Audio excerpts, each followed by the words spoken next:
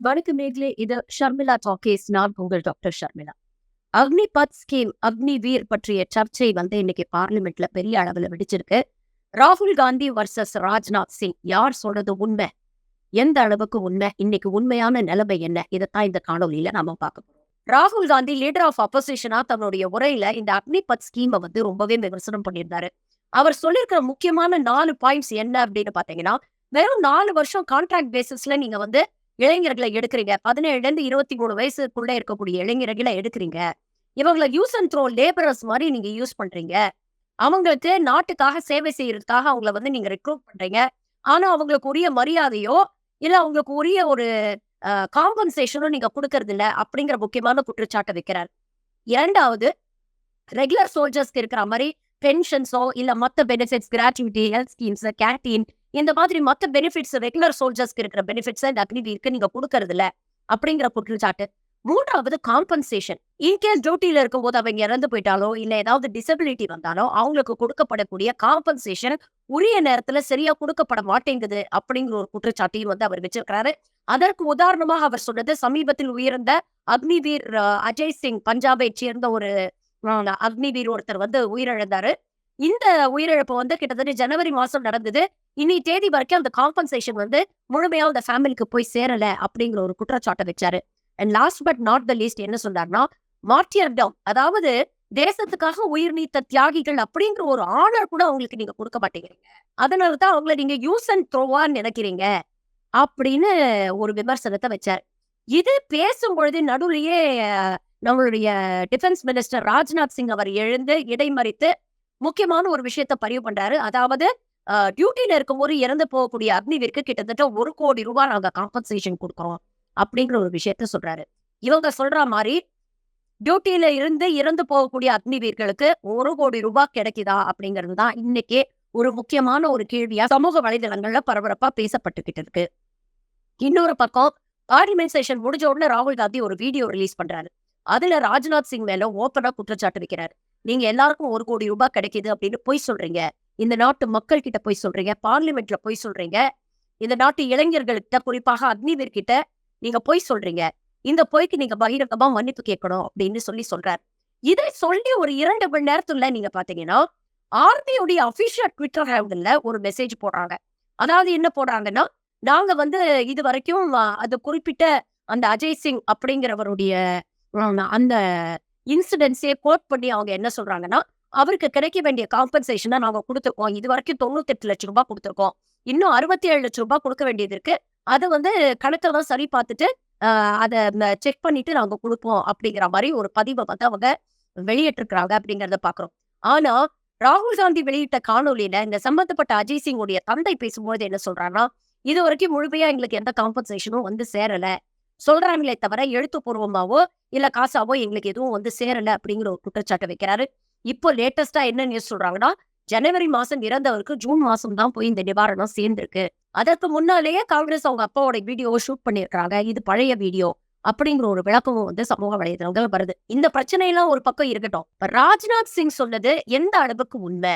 உண்மையிலேயே ஒவ்வொரு அக்னிவீருக்கும் டிசேபிள் ஆகும் பொழுதோ இல்ல டியூட்டில இருக்கும்போது இறந்து போகும்பொழுதோ 1 கோடி ரூபாய்க்கு மேல காம்பன்சேஷன் கிடைக்குதா அப்படின்னு கேட்டீங்கன்னா, யதார்த்தமான உண்மை என்ன அப்படின்னு பாத்தீங்கன்னா, சர்வீஸ்ல இருக்கும் பொழுது இறப்பவர்களுக்கு இன்சூரன்ஸ் கவரா 48 லட்சம் ரூபாய் கொடுக்குறாங்க. இது சென்ட்ரல் கவர்மெண்ட் கொடுக்கறதுல இன்சூரன்ஸ் கவரேஜ் போட்டிருக்காங்க. அந்த இன்சூரன்ஸ் மூலமா 48 லட்சம் ரூபாய். அதே மாதிரி ஒன் டைம் எக்ஸ்கிராஷியா பேமெண்டா 44 லட்சம் ரூபாய் கிடைக்குது. இது இல்லாம அவங்க அந்த 4 வருஷத்துல மீதி எவ்வளவு நாட்கள் அவங்க பணியில இருக்க போறாங்களோ அந்த பணியோடைய சேலரி கால்குலேட் பண்ணி அவங்களுக்கு முழுமையாக கொடுக்கப்படுது. இது மட்டும் இல்லாம அவங்களுக்கு சேவா நிதி ஃபண்ட் அப்படின்ற ஒரு ஃபண்ட் இருக்கு அவங்க பேர்ல. அந்த ஃபண்ட்ல கவர்மெண்ட் போடக்கூடிய அந்த தொகை, அந்த இன்ட்ரெஸ்ட் எல்லாமே முழுமையா அவங்களுக்கு கொடுக்கப்படுது. இது டெத் ஆன் டியூட்டி, அதாவது டியூட்டில இருக்கும் பொழுது இறந்து போகும்போது மட்டும்தான் இந்த அளவுக்கு காம்பன்சேஷன் கிடைக்குது. Death in service but not on duty அப்படின்னு இருக்கும் பொழுது இந்த இன்சூரன்ஸ் கவர் 48 லட்சம் ரூபாய் பிளஸ் நான் சொன்ன மாதிரி இந்த சேலரி, சேவா நிதி பெனிஃபிட் இதெல்லாம் கிடைக்குமே தவிர, நான் one time ex gratia payment of 44 lakhs சொன்னேன் இல்லையா, அது கிடைக்காது. அதே மாதிரி டிசபிலிட்டி ஆகும் பொழுது எந்த அளவுக்கு டிசபிலிட்டி இருக்கோ அதை பொறுத்து தான் இந்த எக்ஸ்கிரேஷியா அமௌண்ட் முடிவு செய்யப்படும். தட் இஸ் எக்ஸ்ட்ரீம் டிசபிலிட்டினா 44 லட்சம் ரூபாய் கொடுப்பாங்க. இல்லைன்னா 25 லட்சம் ரூபாய், 15 லட்சம் ரூபான்னு டிசபிலிட்டியை பொறுத்த வரைக்கும் அந்த தொகை குறைக்கப்படும். ஆனா அந்த டைம்ல உங்களுக்கு பாத்தீங்கன்னா இன்சூரன்ஸ்க்கான அந்த 48 லட்சம் ரூபாய் கிடைக்காது. மத்த பெனிஃபிட்ஸ் எல்லாம் கிடைக்கும். சோ ராஜ்நாத் சிங் கிளைம் பண்ற மாதிரி ஒவ்வொரு அக்னிவீருக்கும் 1 கோடி ரூபாய்க்கு மேல கிடைக்குது அப்படின்னு சொல்றது அப்பட்டமான பொய் அப்படிங்கிறது இன்னைக்கு நமக்கு தெளிவா தெரியுது. இந்த அக்னிவீர் ஸ்கீம் வந்தோன்னு பரபரப்பா பேசப்பட்டது. அதுக்கப்புறம் பாத்தீங்கன்னா கொஞ்ச நாளைக்கு யாருமே இதை பத்தி பேசல. அது அப்படியே கடந்து போயிட்டாங்க. இப்ப மீண்டும் ஒரு பேசும் பொருளா இருக்கு. அப்ப அக்னிவீர் ஸ்கீம் எதனால வந்தது அப்படிங்கறத நாம தெரிஞ்சுக்கணும். இதை பற்றி ex army chief general M Naravane அவர் வந்து தன்னுடைய மெமோயர்ஸ் எழுதியிருக்காரு. இது இன்னும் வெளியிடப்படல. பட் ஆனா அதுல சொல்லும் பொழுது அவர் என்ன சொல்றாருன்னா, ஆர்மில வந்து நிறைய பேர் இருக்கிறாங்க. இந்தியன் ஆர்மி உலகத்திலேயே 3வது பெரிய ஆர்மியா இருக்கிறதுனால, இந்திய அரசாங்கம் ஆர்மிக்குன்னு ஒதுக்கக்கூடிய பட்ஜெட்ல பெரும்பாலான தொகை இந்த வீரர்களுக்கு வந்து பென்ஷன் கொடுக்கறதுலயே போயிடுது. அப்ப ஆர்மியை மாடர்னைஸ் பண்றதுக்கு, புதுசா எக்யூப்மெண்ட் வாங்குறதுக்கெல்லாம் நிறைய ஃபண்ட்ஸ் தேவைப்படுது. அதை வந்து கவர்மெண்டால ஜெனரேட் பண்ண முடியல. அப்போ இந்த பென்ஷன் தொகையை குறைக்கிறதுக்கும், ஓரளவுக்கு ஆர்மி மேல இருக்கக்கூடிய இந்த எக்ஸ்பென்சஸ குறைக்கிறதுக்கும், பளுவ குறைக்கிறதுக்கும் ஏதாவது ஒரு வழி வந்து யோசிக்கிறாங்க. அந்த டைம்ல இவர் சொல்றாரு, டூர் ஆஃப் டியூட்டி அப்படிங்கிற ஒரு விஷயத்த நாங்க தான் சஜெஸ்ட் பண்ணோம். அதாவது ஒவ்வொரு வருடமும் கிட்டத்தட்ட 60,000 பேர் வந்து நம்ம சோல்ஜர்ஸ் வந்து எடுக்கிறோம். ஒரு வருஷத்துக்கு 60,000 பேர் ரிட்டயர் ஆறாங்க. அப்ப அந்த 60,000 பேரை நம்ம ரீப்ளேஸ் பண்ணணும். அந்த 60,000 பேர்ல ஒரு 5,000 பேரை டெம்பரரி டூர் ஆஃப் டியூட்டி அப்படின்னு ஒரு 5 இயர்ஸ்க்காக நம்ம எடுப்போம். எடுத்துட்டு அவங்களோட 5 இயர்ஸ் அவங்களோட சர்வீசஸ முடிச்சதுக்கு அப்புறம் அவங்கள நம்ம ரீடெயின் பண்ணணும்னா ரீடெயின் பண்ணிக்கலாம். இல்லன்னா அவங்கள வந்து நாம வந்து டிஸ்சார்ஜ் பண்ணிடலாம். அவங்களுக்கான பெனிஃபிட்ஸ நம்ம குடுத்துருவோம். அப்ப நமக்கு ஓரளவுக்கு நம்மளுடைய பினான்சியல் பிரஷர் குறையும். பென்ஷனுக்காக ஒடுக்க வேண்டிய அமௌண்ட் வந்து நல்ல வெகுவாகவே குறையும். இன்ஃபேக்ட் ரிசர்ச்ல என்ன சொல்றாங்கன்னா, ஒரு வருஷத்துக்கு கிட்டத்தட்ட 60,000 பேர் அந்த டூர் ஆஃப் டியூட்டி அப்படிங்கிற ஸ்கீம் மூலமா எடுத்துட்டு வந்தாங்கன்னா, கவர்மெண்ட்டுக்கு கிட்டத்தட்ட 1056 கோடி வந்து நிச்சயமாகும் அப்படின்னு சொல்றாங்க. அப்ப இந்த பணத்த ஆர்மிய மாடர்னைஸ் பண்றதுக்கும், நிறைய எக்விப்மெண்ட்ஸ் வாங்குறதுக்கும், புதுசு புதுசா நிறைய விஷயங்கள் செய்யறதுக்கும் யூஸ் பண்ணலாம் அப்படிங்கிற ஒரு ஐடியால இத ப்ரப்போஸ் பண்றாங்க. ஆனா மோடி கவர்மெண்ட் என்ன பண்றாங்கன்னா, உடனே இத வந்து கையில எடுத்துக்கிட்டு, இத இன்னும் கொஞ்சம் சேஞ்சஸ் பண்ணி, இது ஆர்மில மட்டும் இல்லாம ஆர்மி, நேவி, ஏர்ஃபோர்ஸ் இந்த 3 துறைகள்லயும் இத வந்து அமல்படுத்தணும் அப்படிங்கிற ஒரு முடிவுக்கு வராங்க. அந்த டைம்ல பாத்தீங்கன்னா, சீஃப் ஆஃப் டிஃபென்ஸா இருந்தது வந்து ஜெனரல் பிபின் ராவத். இங்க வந்து ஒரு ஹெலிகாப்டர் ஆக்சிடென்ட்ல தமிழ்நாட்டுல இறந்து போனார் இல்லையா? அவர் தான் சீஃப் ஆஃப் டிஃபென்ஸா இருந்தாரு. அப்போ இந்த நவரானே, பிபின் ராவத் இவங்கலாம் என்ன சஜெஸ்ட் பண்ணியிருக்காங்க அப்படின்னு பாத்தீங்கன்னா, ஒவ்வொரு வருஷமும் நீங்க ரெக்ரூட் பண்றீங்க. ரெக்ரூட் பண்றவங்கள்ல நவரானி சொல்லியிருக்காரு 75% பேரை ரீடெயின் பண்ணுங்க. ஏன்னா ஆர்மிக்கு எக்ஸ்பீரியன்ஸ்டு சோல்ஜர்ஸ் தேவை. அதனால 75% பேரை நீங்க ரீடெயின் பண்ணுங்க. 25% பேரை வந்து நீங்க ரிலீஸ் பண்ணிடுங்க அப்படின்னு சொல்றாங்க. அதே மாதிரி பிபின் ராவத் என்ன சொல்லியிருக்கிறாங்கன்னா, 75 முடியலனாலும் பரவாயில்ல, அட்லீஸ்ட் 50% நீங்க ரெக்ரூட் பண்றவங்கள 50% ரிலீவ் பண்ணுங்க. ஆனா இந்த அரசாங்கம் இவங்க சொல்றதெல்லாம் கேட்காம வெறும் 25% மட்டும் தான் ரீடெயின் பண்ணுவோம். மீதி 75% பேரை நாம வந்து அனுப்பிடுவோம் அப்படின்னு சொல்லியிருக்காங்க. அதாவது ஒரு வருஷத்துக்கு நீங்க பாத்தீங்கன்னா 28,000 அக்னிவீரை வந்து ரெக்ரூட் பண்ணாங்க. அந்த 28,000த்துல 7,000 பேரை மட்டும் தான் ரெகுலர் சோல்ஜர்ஸா அவங்க ரீடெயின் பண்ணுவாங்க. மீதி 21,000 பேரை 4 வருஷத்துக்கு அப்புறம் அவங்க வந்து ரிலீஸ் பண்ணிடுவாங்க. அவங்களுக்கு வந்து கமிட்மெண்ட் கொடுக்க மாட்டாங்க. இதுதான் இன்னைக்கு இருக்கக்கூடிய நிலைமையா இருக்கு. இத லான்ச் பண்றாங்க ஜூன் 2022ல. அப்ப கூட நீங்க பாத்தீங்கன்னா, இந்த அரசாங்கம் வெளிப்படையா வந்து இந்த ஸ்கீம வந்து நாங்க எங்களோட பிரெயின் சைல்ட் அப்படின்லாம் சொல்லவே இல்ல. இவங்க வந்து இந்த ஸ்கீமுக்கு எவ்வளவு கிரிட்டிசிசம் வரும் அப்படிங்கறத முன்கூட்டியே எதிர்பார்த்து, ஆர்மி, மிலிட்டரி பர்சனல வந்து முன்னால இறக்கி விட்டுட்டாங்க. ஆனா இந்த 2 வருஷம் அக்னிபத் லான்ச் ஆனதுக்கு அப்புறம் பாத்தீங்கன்னா, ஃபர்ஸ்ட் வந்து புவர் குவாலிட்டி இன்டேக். அதாவது ரெகுலர் ஆர்மில வந்து சர்வீஸ் பண்ணணும்னா, அதுக்கு எத்தன உடல் ரீதியான டெஸ்ட், உள்ள ரீதியான டெஸ்ட், உங்களோட பிசிக்கல் எபிலிட்டி, உங்களோட மென்டல் எபிலிட்டி இதெல்லாம் எந்த அளவுக்கு செக் பண்ணுவாங்க, எந்த அளவுக்கு நீங்க ஃபிட்டா இருக்கணும், இது போன்ற விஷயங்கள்லாம் வந்து ரொம்ப ஸ்ட்ரிக்ட்டா ஃபாலோ பண்ணுவாங்க. அந்த அளவுக்கு ஒரு பிசிக்கல் டாலரன்ஸ், ஒரு மென்டல் டாலரன்ஸ் இருந்தாதான் நீங்க வந்து இது போன்ற சர்வீசஸ்ல வந்து நீங்க பணியாற்ற முடியும். ஆனா இங்க பாத்தீங்கன்னா, அக்னிவேல்ல 4 வருஷத்துக்கு தானே எடுக்குறாங்க. அதனால இந்த மாதிரி எந்த விதமான குவாலிட்டி கண்ட்ரோல்ஸும் இல்லாம ரொம்ப புவர் கேண்டிடேட்ஸ் எடுக்குறாங்க அப்படிங்கிற விமர்சனம் வருது. அதே மாரி 4 வருஷம் கான்ட்ராக்ட்ல போறவங்களுக்கு வெறும் 6 மாசம் தான் ட்ரெய்னிங். சைனாலலாம் பாத்தீங்கன்னா 7 வருஷம் ட்ரெய்னிங் இல்லாம ஒருத்தர வந்து போர்க்களத்துக்கே அனுப்ப மாட்டாங்க PLAல. மற்ற நாடுகள்ல கடுமையான பயிற்சிகள் வழங்கப்படுகிறது. ஆனா இங்க அக்னிவீர்களுக்கு வெறும் 6 மாசம் ட்ரெய்னிங். 6 மாசம் கண்ணு மூடி திறக்கிறதுக்குள்ள 6 மாசம் முடிஞ்சிரும். எந்த ட்ரெய்னிங்கோட எந்த லட்சணத்துல இந்த குழந்தைங்கள கொண்டு போய் பார்டர்ல விடுறாங்க அப்படின்னு நினைச்சு பார்க்கும்பொழுது, அந்த குழந்தைங்கள நினைச்சா பாவமா இருக்கு. எல்லாருமே 17ல இருந்து 23 வயசுக்குள்ள இருக்கிறவங்க. வெறும் 6 மாச ட்ரெய்னிங்ல என்ன கத்துப்பாங்க? என்ன பிசிக்கல் என்டியூரன்ஸ் இருக்கும்? என்ன சைக்காலஜிக்கல் என்டியூரன்ஸ் இருக்கும்? அவங்க போய் ஒரு சியாச்சின் இல்ல ஒரு பார்டர்லயோ, இல்ல காஷ்மீர்லயோ, பாகிஸ்தான் பார்டர்லயோ கொண்டு போய் விட்டீங்கன்னா, கடுமையான இயற்கை சூழல், கடுமையான மன அழுத்தம் இருக்கும். அவங்கலாம் எப்படி இவங்களால சஸ்டெயின் பண்ண முடியும்? இது எப்படின்னா ஒரு சிட்டுக்குருவிய கொண்டு போய் சிங்கமா இருக்கிற இடத்துல விட்டுட்டு வர மாதிரி. இது ஒரு விமர்சனமாக வருது. 3வது என்ன சொல்றாங்கன்னா, lack of integration. Regular soldiers இருக்காங்க இல்லையா? அவங்க அக்னிவீரோட இன்டகிரேட்டே ஆக மாட்டேங்கிறாங்க. ஏன்னா, இங்க பாத்தீங்கன்னா 4 வருஷம் கான்ட்ராக்ட்ல வரோம். ஏதோ வந்தோம், வேலை செஞ்சோமா, பெனிஃபிட்ஸ் கிடைச்சுதா வாங்கிட்டு போவோம், ஏதோ வேலைய பாத்துப்போம். அப்படின்னு இருக்கக்கூடிய அக்னிவீர்களுக்கு என்ன கமிட்மெண்ட் இருக்கும்? என்ன தேசப்பற்று இருக்கும்? என்ன அளவுக்கு கமிட்மெண்டோட அவங்க கிரவுண்ட்ல நிப்பாங்க? அதே மாரி ரெகுலர் சோல்ஜர்ஸ்க்கு இவங்கள பார்க்கும்பொழுது இளக்காரமா தானே இருக்கும். எப்படி இவங்களோட கோஆர்டினேட் பண்ணி அவங்களால ஒர்க் பண்ண முடியும்? கடுமையான பயிற்சி எல்லாம் எடுத்துக்கிட்டு வரக்கூடிய ஒரு ரெகுலர் சோல்ஜருக்கும், வெறும் 6 மாசம் ட்ரெய்னிங்கோட வரக்கூடிய ஒரு அக்னிவீருக்கும் எப்படி செட் ஆகும்? அப்ப அந்த லேக் ஆஃப் இன்டகிரேஷன் ஒரு பெரிய முக்கியமான ஒரு விஷயமா பார்க்கப்படுது. அதே மாரி டெக்னிக்கல் ட்ரெய்னிங், ஸ்பெஷலைஸ்ட் ட்ரெய்னிங் இன்னைக்கு வார்ஃபேர் அப்படிங்கிறது வேற லெவலுக்கு போயிடுச்சு. இன்னைக்கு பயோ வார்ஃபேர், நியூக்ளியர் வார்ஃபேர் அப்படின்னு நம்ம பேசிட்டு இருக்கோம். ஏதோ பழைய காலத்து மாரி கிரவுண்ட்ல மட்டும் இறங்கி சண்டை போடுற விஷயம் கிடையாது. அப்ப இதுக்கு எவ்வளவு டெக்னிக்கல் எக்ஸ்பர்ட்டிஸ் வேணும்? எவ்வளவு ஸ்பெஷலைஸ்ட் ட்ரெய்னிங் வேணும்? இப்படி எந்தவித ட்ரெய்னிங்கும் இல்லாம, எந்தவித காம்பேக்டும் தெரியாம எப்படி இவங்க போய் பார்டர்ல நின்னு இவங்களால போராட முடியும்? அப்படிங்கிற ஒரு கேள்வி வருது. அப்போ பெருமளவில் இந்த ஆர்மி, நேவி, ஏர்ஃபோர்ஸோட எத்தாசியே காலி பண்றாங்க.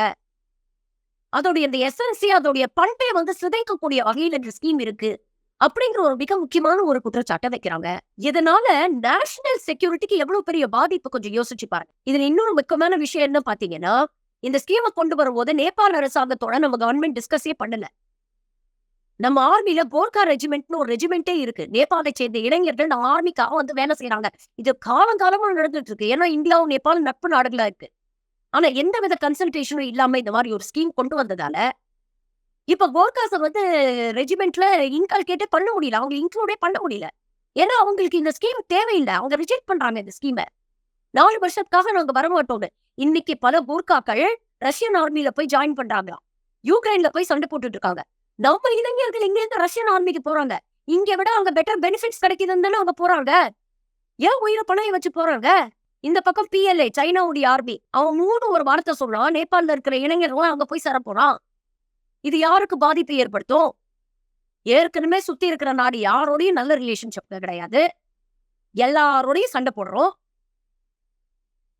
அப்ப இப்படி ட்ரெய்னிங்கே இல்லாத, எந்தவித அனுபவமே இல்லாதவங்கள கொண்டு போய் சைனா பார்டர்லயோ, சியாச்சன் கிளேஷியர்லயோ, ஜம்மு அண்ட் காஷ்மீர்லயோ, பாகிஸ்தான் பார்டர்லயோ கொண்டு போய் நிக்க வச்சீங்கன்னா, எப்படிப்பட்ட ஒரு எஃபெக்டிவ் ஆர்மியோஸ் இது இருக்க முடியும்? அப்ப நாட்டுடைய ஆர்மி, நாட்டுடைய டிஃபென்ஸ் உடைய குவாலிட்டிய நாம காம்ப்ரமைஸ் பண்றோம். அது நாட்டுடைய செக்யூரிட்டிய காம்ப்ரமைஸ் பண்ணாதா? இந்த கேள்விய தான் ராகுல் காந்தி திரும்ப திரும்ப கேட்கிறாரு. நீங்க காசு மிச்சம் பண்ணணும் அப்படிங்கிறதுக்காக நாட்டுடைய செக்யூரிட்டிய அடமானம் வைப்பீங்களா? நாட்டுடைய செக்யூரிட்டிய காம்ப்ரமைஸ் பண்ணுவீங்களா? அப்படிங்கிற கேள்விய அவர் கேட்கிறாரு. இது குறித்து ஆர்ம்டு சர்வீசஸ், ஆர்ம்டு ஃபோர்ஸஸ்லயே ஒரு ரிவ்யூ கமிட்டி போட்டு இந்த அக்னிபத் ஸ்கீம 2 வருஷமா ரிவ்யூ பண்ணியிருக்காங்க. அவங்க 4 முக்கியமான சேஞ்சஸ் சொல்லியிருக்காங்க பண்ணுங்க அப்படின்ட்டு. ஃபர்ஸ்ட், இந்த அக்னிவீர் மூலமா வரவங்களுக்கு பினான்சியல் சப்போர்ட் இப்ப குடுக்கறது பத்தாது. இதை நீங்க உயர்த்தி கொடுக்கணும் அப்படிங்கிற ஒரு விஷயத்த சொல்லியிருக்காங்க. 2வது என்ன சொல்லியிருக்கிறாங்கன்னா, டென்யூர் இன்க்ரீஸ் பண்ணுங்க. 4 வருஷம் அப்படிங்கிறது பத்தாது. அத குறைஞ்சது அட்லீஸ்ட் ஒரு 6 இல்ல 7 வருஷமா உயர்த்துங்க அப்படின்னு சொல்லியிருக்காங்க. அதே மாதிரி 7 வருஷத்துக்கு அப்புறம் எவ்வளவு பேர் ரீடைன் பண்ண போறீங்களோ அதை அதிகப்படுத்துங்க. அட்லீஸ்ட் ஒரு 75% பேரை நீங்க ரீடைன் பண்ணணும் அப்படிங்கிற ஒரு விஷயம் சொல்லியிருக்காங்க. அண்ட் 4வது மோஸ்ட் இம்பார்ட்டன்ட், இவங்க இந்த சர்வீஸை முடிச்சுட்டு வெளியில போகும்போது அவங்கள ரீஹபிலிட்டேட் பண்ணி அவங்களுக்கு வேற ஏதாவது ஒரு ஜாப் பிளேஸ்மெண்ட் கிடைக்கிறதுக்கு ஒரு ஸ்பெஷல் கமிட்டி ஏற்பாடு பண்ணுங்க. அந்த ஸ்பெஷல் ஏஜென்சி மூலமா அவங்களுக்கு சரியான ஒரு ஜாப் பிளேஸ்மெண்ட்ல கொண்டு போய் வைக்க. இல்லைன்னா விரக்தியில அவங்க என்ன பண்ணுவாங்கன்னு தெரியாது. இவ்வளவு ஆர்ம்ஸ் ட்ரைனிங்க கொடுத்துட்டு 4 வருஷம் வேலை வாங்கிட்டு எல்லா விதமான காம்பேக்ட் ட்ரைனிங் இருக்க ஒருத்தர சமூகத்துல நீங்க விட்டீங்கன்னா, நாளைக்கு படிக்கவும் இல்ல, 17 வயசுலயே போய் சேர்ந்துக்கிறாங்க. கையில ஒரு டிகிரியும் இருக்காது. நாளைக்கு வேலையும் கிடைக்கலன்னா அந்த விரக்தியில இவங்க என்னெல்லாம் பண்ணுவாங்கன்னு யோசிச்சு பாருங்க. நாட்டுக்கு எதிராகவே இவர்கள் பயணிக்கக்கூடிய வாய்ப்புகள் இருக்கு. அந்த ஆபத்தையும் நம்ம உணர்ந்து பார்க்கணும். ஓரளவுக்கு மிலிட்டரியில இருந்துட்டு வந்தாங்கன்னா அதோட ஆபரேஷன்ஸ் என்ன அப்படிங்கறது அவங்களுக்கு தெரியும். இத வெளிநாட்டுக்கு ஏன் சொல்ல மாட்டாங்க? இந்த டேஞ்சர் எல்லாம் நம்ம யோசிச்சு பார்க்க கூடாதா? அப்படிங்கிற கேள்வியை கேட்கறாங்க. அப்போ இந்த 4 முக்கியமான விஷயங்களை சொல்றாங்க. என்டிஏ ஆட்சி 3வது முறை மோடி 3.0 வந்ததுக்கு அப்புறம் ராஜ்நாத் சிங் ஆல்ரெடி முக்கியமான மினிஸ்ட்ரிஸ் 10 மினிஸ்ட்ரிஸ்ல இருக்கக்கூடிய செக்ரட்டரிஸ வச்சு பேருக்கு ஒரு கமிஷன் அமைச்சிருக்காங்க. நாங்க இதை ரிவ்யூ பண்றோம், இத பத்தி யோசிக்கிறோம் அப்படின்னு சொல்லியிருக்காங்க. எனக்கு தெரிஞ்சு இந்த நியர் ஃபியூச்சர்ல இந்த மாதிரி எந்த விதமான ஒரு கன்ஸ்ட்ரக்டிவ் சேஞ்சஸும் அவங்க கொண்டு வர மாட்டாங்க. இது அடிப்படையிலேயே கன்ஸ்ட்ரக்டிவாவே இது தப்பு, இதை மாத்தணும். எப்படி நீட்ட சொல்றோமோ அதே மாதிரிதான் இதுவுமே. ஆனா சும்மா பினான்சியல் பெனிஃபிட்ஸ கொஞ்சம் ஜாஸ்தி பண்றோம் அப்படின்ற மாதிரி சொல்லி மேலோட்டமா government will try to buy time, அதுதான் நடக்கும். இதனால பாதிக்கப்பட போறது நம்மளுடைய நாட்டுடைய செக்யூரிட்டி. இன்னைக்கு பாத்தீங்கன்னா கடுமையான மேன் பவர் ஷார்டேஜ் இருக்கு இந்தியன் ஆர்மில. வருஷா வருஷம் 60,000 பேர் ரிட்டையர் ஆகி போறாங்க. ஆனா வருஷா வருஷம் 28,000 அக்னிவீர் தான் எடுக்கிறீங்க. அதுல 7,000 பேரை தான் ரீட்டைன் பண்றீங்க. மீதி 26,000 பேரை 4 வருஷத்துக்கு அப்புறம் வெளியில அனுப்பிச்சிடுறீங்க. அப்ப ஆர்மியில இருக்கக்கூடிய மேன் பவர் ஷார்டேஜ் எந்த அளவுக்கு இருக்கும் பாருங்க. அப்ப எந்த அளவுக்கு கடுமையான வேலை பளு அவர்கள் மீது இருக்கும் யோசிச்சு பாருங்க. பார்டர்லாம் போய் உட்கார்றாங்க. கடுமையான இயற்கை சூழல், கடுமையான மன அழுத்தத்துல இவங்க ஒர்க் பண்ணிட்டு இருக்காங்க. இது எவ்வளவு நாள் தாங்கும்? எவ்வளவு நாள் இப்படியே போய்கிட்டு இருக்க முடியும்? இதை பற்றி எல்லாம் யாரும் கவலைப்படுறதாவே தெரியல. இன்ஃபேக்ட் இந்த மிலிட்டரி லீடர்ஷிப்பே அதை பத்தி கவலைப்படுறதா தெரியல. ஏன்னா இவங்களுக்கு மோடிக்கு சிங்சாங் அடிக்கிறதுக்கு தான் நேரம் சரியா இருக்கு. அதனாலதான் திரும்ப திரும்ப அஜித் தோவால் போன்றவர்களை அதே போஸ்ட்ல கொண்டு வந்து உட்கார வைக்கிறாங்க. ஏன்னா இவங்க நினைச்சது நடக்கணும். அவர் தான் விஸ்வகுரு ஆச்சே, அவர் தான் நான் பயாலஜிக்கல் ஆச்சே, அவருக்கு தான் எல்லாம் தெரியும். அவருக்கு தான் கடவுள்கிட்ட இருந்து நேரம் ஆர்டர்ஸ் வருமே. அப்ப பாத்துக்கலாம். சைனாவை நாங்க இப்படி பண்ணிட்டோம், பாகிஸ்தான் அப்படி பண்ணிட்டோம் அப்படின்னு பெருமை பேசுறது முக்கியம் இல்ல. இன்னைக்கு இருக்கக்கூடிய யதார்த்த பிரச்சனை என்ன அப்படிங்கறத உணரணும். இது வெறும் ஒரு வேலை வாய்ப்பு உருவாக்கி தரக்கூடிய ஒரு திட்டம் கிடையாது. இந்த நாட்டுடைய பாதுகாப்பு சம்பந்தப்பட்ட விஷயம். இத பத்தி இந்த அரசாங்கம் யோசிக்குமா? அப்போசிஷன் கொடுக்கக்கூடிய அழுத்தம் இந்த அரசாங்கத்தை யோசிக்க வைக்குமா? மாற்றங்களை கொண்டு வருமா? பொறுத்திருந்து பாப்போம்.